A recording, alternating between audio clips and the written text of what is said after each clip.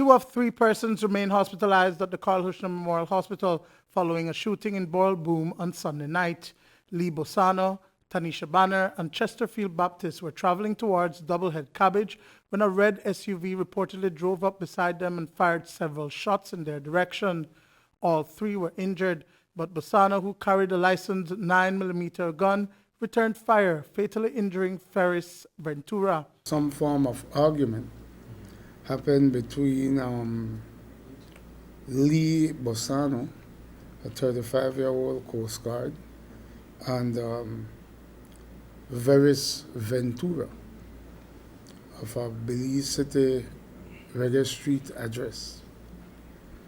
They are saying that Bossano, along with his 2 friends, all occupants in his vehicle, left from the dance in Burrell Boom and getting less than a mile away from that area, he was heading to, we believe,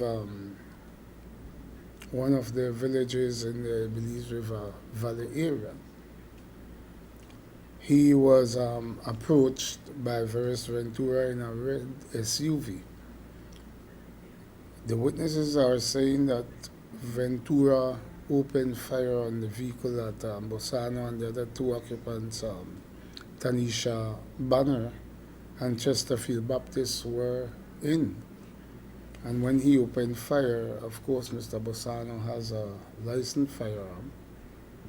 And in responding to the fire that he was brought under, he fired several shots towards Ventura vehicle. The family told News 5 that Bossano and Banner simply traveled to Burrell Boom to pick up someone and were not attending the event that was taking place in the village.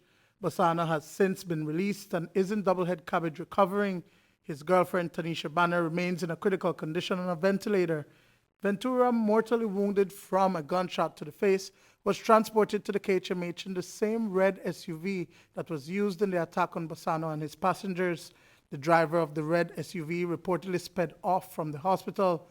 Police say Ventura was pronounced dead sometime after 1 o'clock this morning. We know that Mr. Bossano and his occupants, the other occupants of his vehicle, were transported to the KHMH, where a red SUV arrived a few minutes later with Ferris Ventura in it, who had serious body injuries, several gunshot wounds.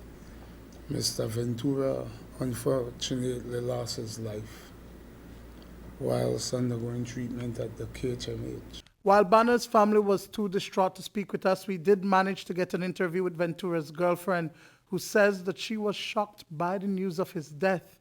Shamira Turton says that it was unlike Ventura not to be home last night and that she's heartbroken by his death. The way honey bring out from the morgue, I never really see his face, but I know he found upside down anyway. And I know that I never really see it. But from the picture where I see 1 gunshot and I. You said he didn't come home last night. Did he say where he was going or anything like that? No. Or who he was with? No, he never did say. Because we made a good one. I made a watch Passions, and he made play Free Fire upon his phone.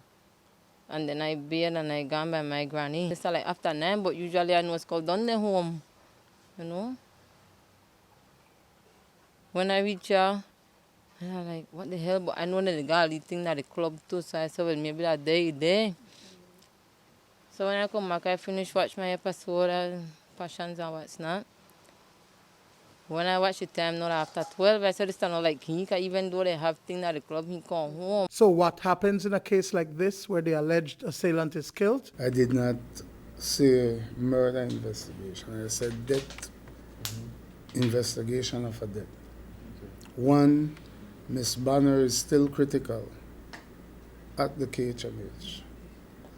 And from the eyewitnesses' report, it would suggest that initial contact was made by Ventura. Unfortunately for Ventura, Mr. Bossano had a licensed gun on him, which he used. So at the completion of the investigation, we will submit the file to the DPP and will be guided from that office as to what, if any, charges will be levied. Duane Moody for News 5.